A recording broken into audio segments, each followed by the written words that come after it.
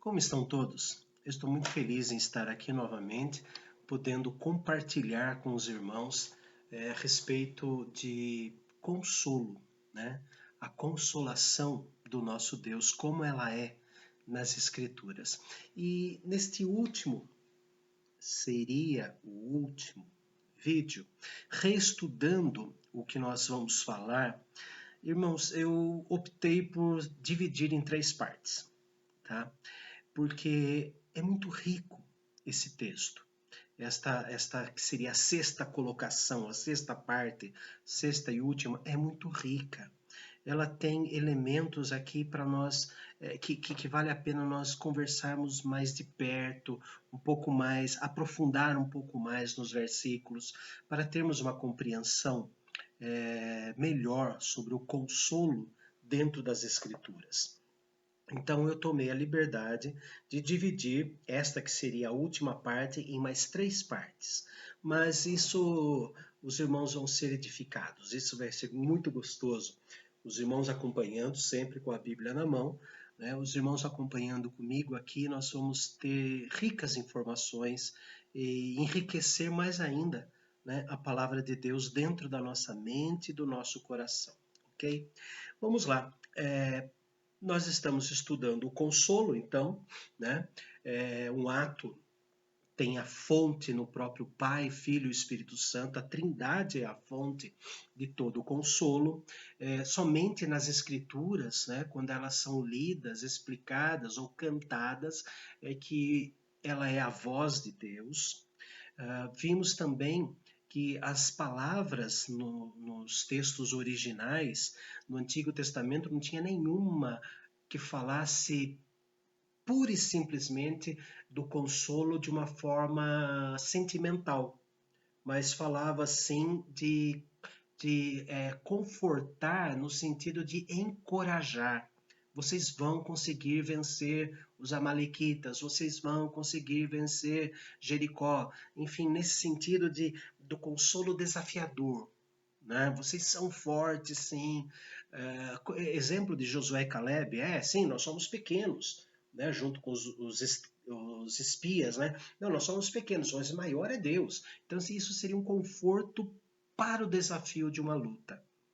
E vimos, né, que Deus, sendo a fonte do consolo, desde antes da fundação do mundo, ele já estava nos consolando. É um consolo eterno, abundante, forte, e é a motivação do nosso louvor, da nossa adoração.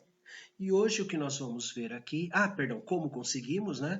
Que é através das mensagens bíblicas, é claro, desde que sejam fiéis às Escrituras, sim. E hoje, para quem?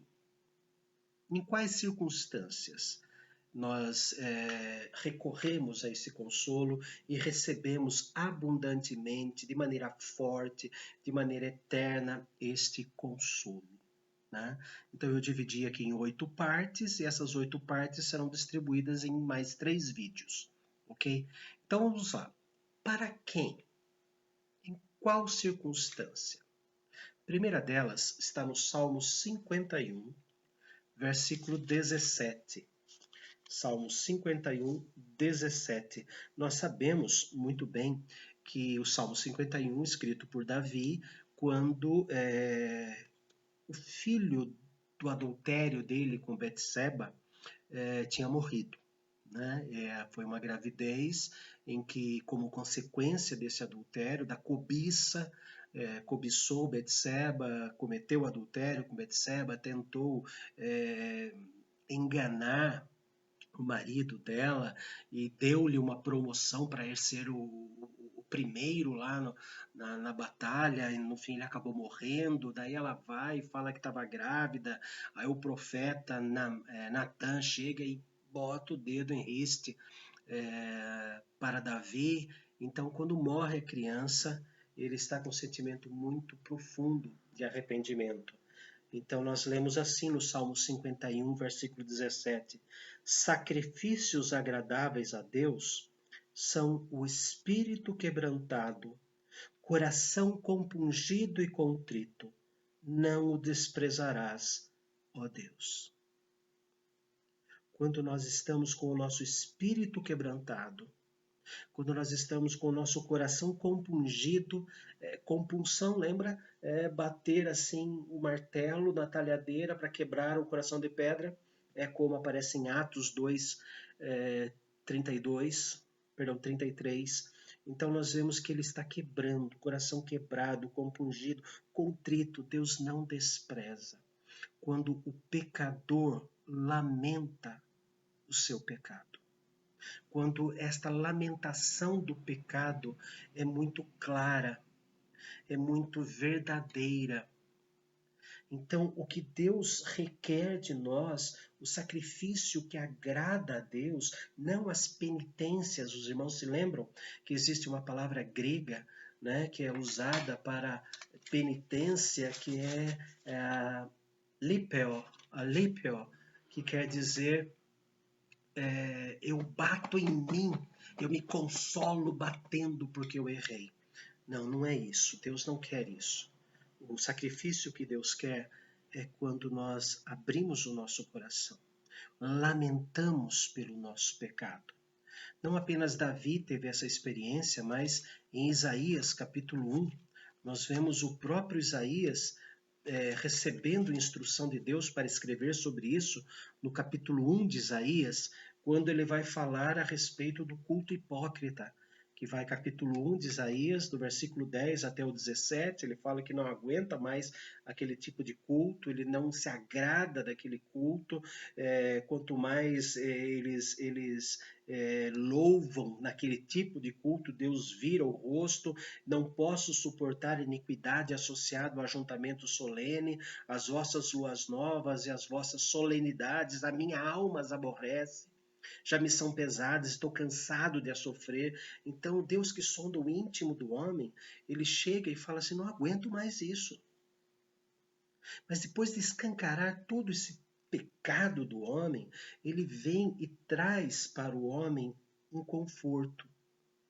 Ele traz para o homem um consolo, dizendo assim, vinde, pois, e arrazoemos, diz o Senhor, ainda que os vossos pecados sejam como a escarlate, eles se tornarão brancos como a neve, ainda que são vermelhos como o carmesim, se tornarão como a lã. Você está errado, mas venha conversar comigo. Vamos. Lamente o seu pecado. Lamente o seu erro. Isaías continua, e nós já lemos no vídeo passado, Isaías capítulo 40, versículos 1 e 2, quando Isaías fala, consolai, consolai o meu povo, dizendo que estão perdoados.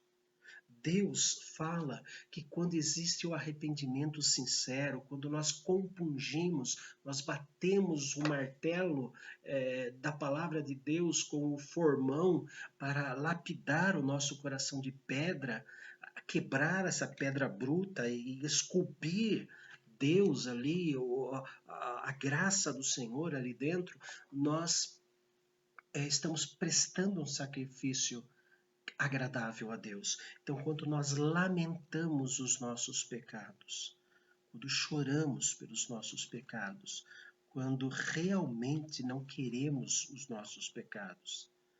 Vamos ver agora o texto de Miqueias, Miqueias capítulo 7, Miqueias capítulo 7, versículos 18 e 19.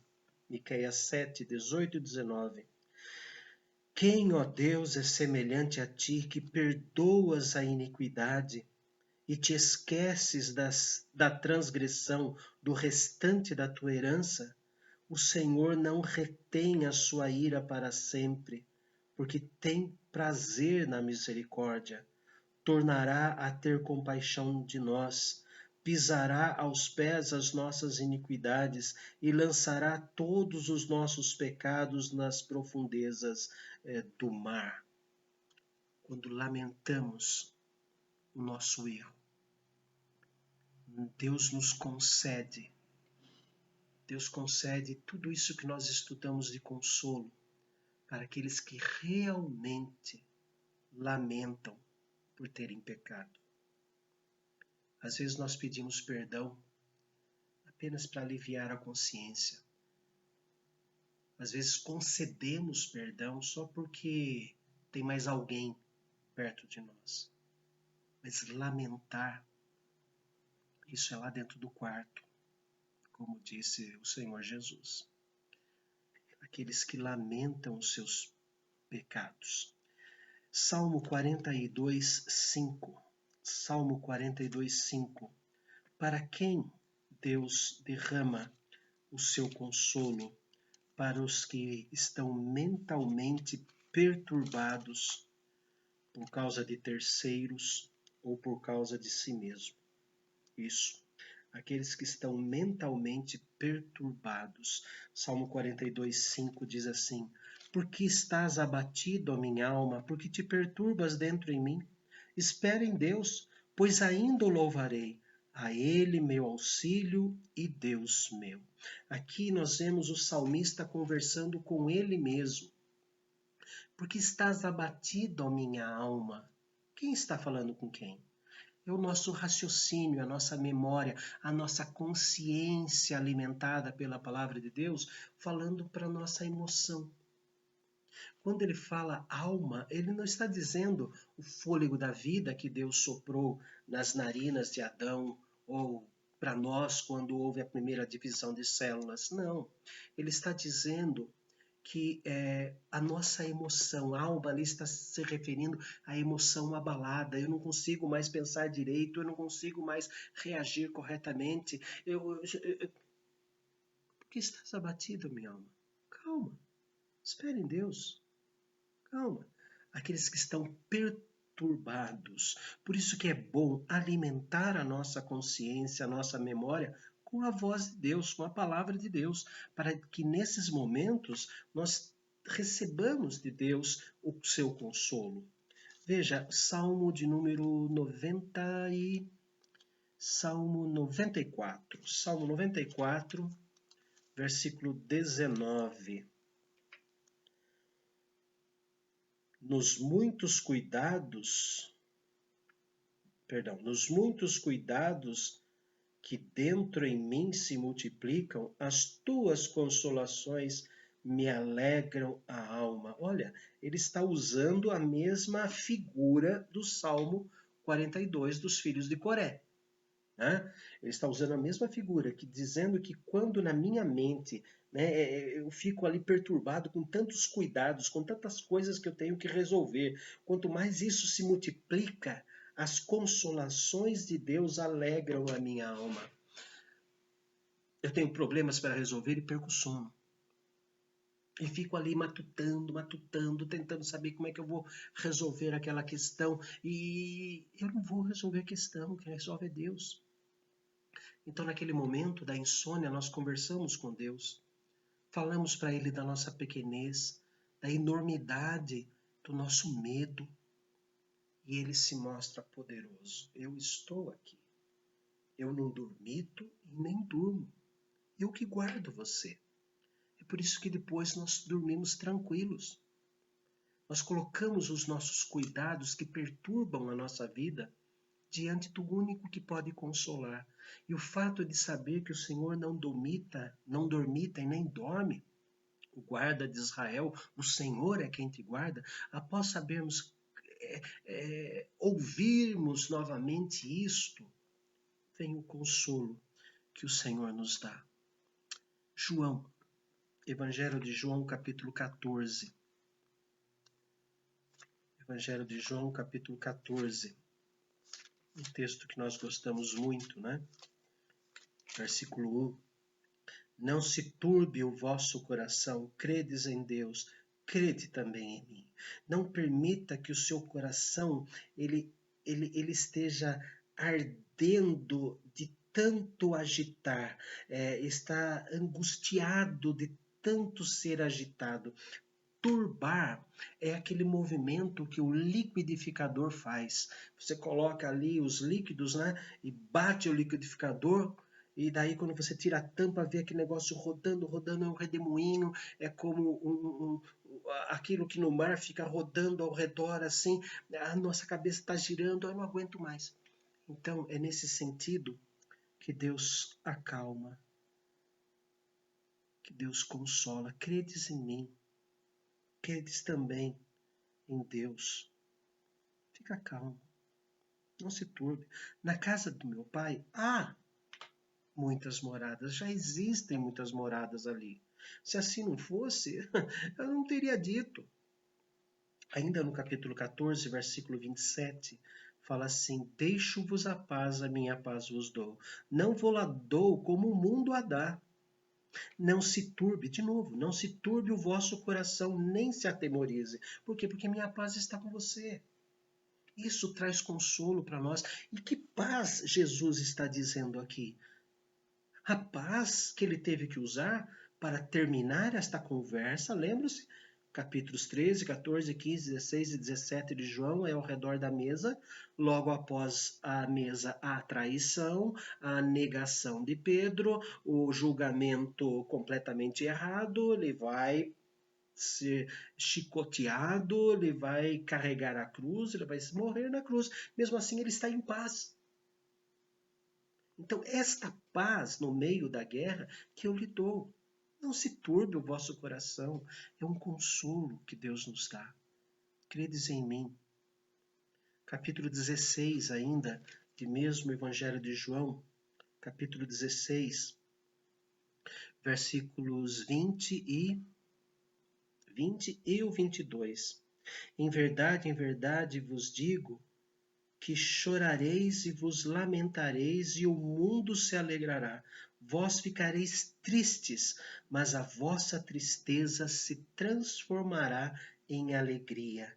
Assim também agora vós tendes tristeza, mas outra vez vos verei. O vosso coração se alegrará e a vossa alegria ninguém poderá tirar. Jesus está falando da ressurreição.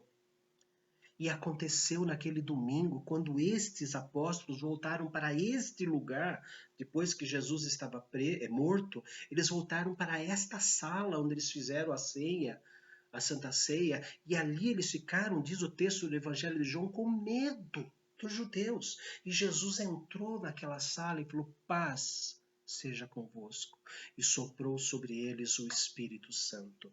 A presença consoladora de Deus está na nossa vida quando nós lamentamos o nosso pecado, quando estamos mentalmente perturbados e quando nós somos abandonados pelos nossos amigos. Sim, quando estamos abandonados pelos nossos amigos. João capítulo 15, versículos 18 e 19. João 15, 18 e 19. Se o mundo vos odeia, sabei que, primeiro do que a vós outros, me odiou a mim. Se vós fosseis do mundo, o mundo amaria o que era seu. Como, todavia, não sois do mundo, pelo contrário, dele vos escolhi, por isso o mundo vos odeia. Quando somos abandonados pelos nossos amigos, não se turbe o vosso coração. Jesus foi abandonado pelos seus amigos na cruz do Calvário, mas ele não ficou com o coração perturbado, ele ficou em paz, porque sabia que este era o momento em que Deus jamais o abandonaria. Salmo 27. Salmo capítulo 27, versículo 10. Salmo 27, 10. Porque se meu pai e minha mãe me desampararem, o Senhor me acolherá. É impossível o pai e a mãe abandonar o filho. Aliás, sei lá, nos dias em que nós estamos, pais matando filhos, né? Mas mesmo que aquele pai mais amoroso que existe, aquele pai mais chegado, aquele pai que é o paizão, que é o pai nota 10, nota 1000, mãe nota 1000, mesmo que esses, que é impossível nos abandonar, eles acabarem nos abandonando, Deus não nos abandona. Mesmo que eles fiquem por aqui da nossa maldade, os nossos pais e mães que nos amam e oram por nós, mesmo que, se nós chegarmos a deixá-los por aqui com relação a nós, e eles chegarem a nos abandonar, Deus não. Esse é o tamanho da misericórdia e do consolo do nosso Senhor. Salmo 41, de 9 a 12. Até o meu inimigo íntimo, em quem eu confiava e que comia o meu pão, levantou contra mim o calcanhar. Tu, porém, Senhor, compadece-te de mim. Levanta-me, para que eu lhes pague segundo merecem. Com isto conheço que tu te agradas de mim, em não triunfar contra mim o meu inimigo. Quanto a mim, tu me sustens na minha integridade e me pões à tua presença para sempre. Bendito seja o Senhor, Deus de Israel, de eternidade a eternidade. Amém e amém.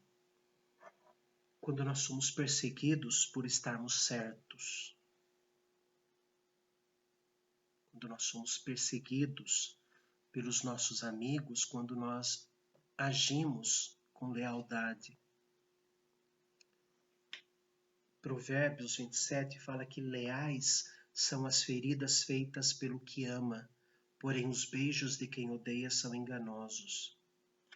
Muitas vezes nós cristãos acabamos ferindo os nossos amigos para demonstrar amor. Você está errado, querido. Não é assim. Deus quer desta forma. Às vezes entre nós mesmos cristãos, nós somos falhos. Quem nunca falhou? Mesmo nós, entre nós da igreja, nós acabamos ferindo o nosso próximo por amor a ele, seguindo a passagem bíblica que é a voz de Deus, que leais são as feridas feitas pelo que ama, mas acabam virando a cara para nós. O meu amigo íntimo virou o calcanhar, só porque eu chamei a atenção dele, ele estava errado. Mas o Senhor Deus conhece a minha integridade. Então, nesse sentido, o consolo de Deus é derramado sobre nós. Deus nos consola dizendo: eu conheço a tua integridade. Eu sei quem você é. Mais cedo ou mais tarde, ele vai voltar atrás. Então, resumindo hoje, para quem é o consolo de Deus? Para os que realmente lamentam, verdadeiramente lamentam os seus pecados. Para os que estão mentalmente perturbados por causa de seus pecados ou por causa de terceiros. Aqueles que são abandonados por seus amigos. Aqueles que forem abandonados pelos pais, pelos irmãos da fé, porque estão certos. Deus não abandona, nem mesmo quando estamos errados. Porque a palavra de Deus diz, Paulo a Timóteo, na segunda carta, diz assim, que quando nós somos infiéis, ele permanece fiel. Ó Deus amado, nós amamos a Tua palavra porque ela é a Tua voz e amamos a Ti, Senhor, porque o Senhor nos guarda, o Senhor nos consola. Nos faça, Senhor, lamentar verdadeiramente pelos nossos pecados. Senhor, quando estivermos confusos, mentalmente perturbados por causa de problemas criados por nós ou por terceiros, traga-nos, Senhor, o consolo. Senhor, nós reconhecemos que qualquer um pode nos abandonar. Reconhecemos que o Senhor jamais nos abandona. Que seja a nossa vida para a Tua glória, que nós não o abandonemos, como os discípulos fizeram com Jesus. Em nome do amado Salvador que oramos. Amém. Deus abençoe a todos e voltaremos amanhã com mais 3 situações em que Deus nos traz o consolo.